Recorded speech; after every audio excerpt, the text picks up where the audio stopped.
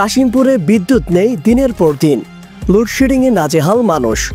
গাজীপুর জেলার কাশিমপুর থানায় চরম বিদ্যুৎ সংকট।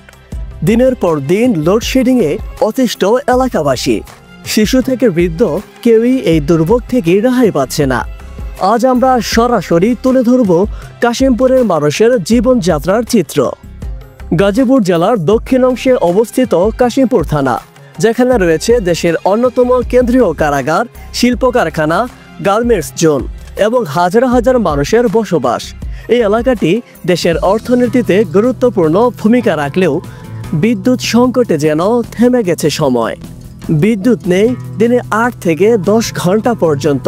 প্রচণ্ড গরমে মানুষ ঘরে থাকতে পারছে না, পানির মোটর চলে না, স্কুল কলেজের ছাত্রছাত্রীরা পড়তে পারে না, কারখানায় কাজ বন্ধ হয়ে যাচ্ছে, ক্ষতিগ্রস্ত হচ্ছে উৎপাদন। বিদ্যুৎ উন্নয়ন বোর্ড সূত্রে জানা যায়, দেশে চাহিদার তুলনায় বিদ্যুৎ উৎপাদন কম। গ্রীষ্মের তাপদাহে চাহিদা আরও বেড়ে গেছে। তার সাথে রয়েছে পুরনো ট্রান্সফরমার, অবৈধ সংযোগ এবং গ্রিড লাইনের দুর্বলতা। লোডশেডিং পুরোপুরি বন্ধ না হলেও সচেতনতা বাড়িয়ে পরিস্থিতি কিছুটা নিয়ন্ত্রণে রাখা সম্ভব।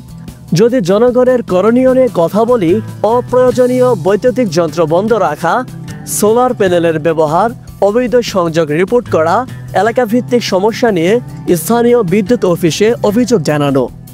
কাশিমপুর শুধু সমস্যার নাম নয়, এটা সম্ভাবনার নামও। ঠিক ব্যবস্থাপনা ও সচেতনতার মাধ্যমে এই সমস্যা থেকে মুক্তি সম্ভব। আমরা চাই প্রতিটি ঘরে আলো ফিরুক এবং মানুষ ফিরে পাক স্বস্তি ও নিরাপত্তা। আপনার আশেপাশে এই সমস্যা থাকলে ভিডিওটি শেয়ার করুন, সচেতন হন, অন্যদের সচেতন করুন। ভালো থাকবেন, সুস্থ থাকবেন। আসসালামু আলাইকুম।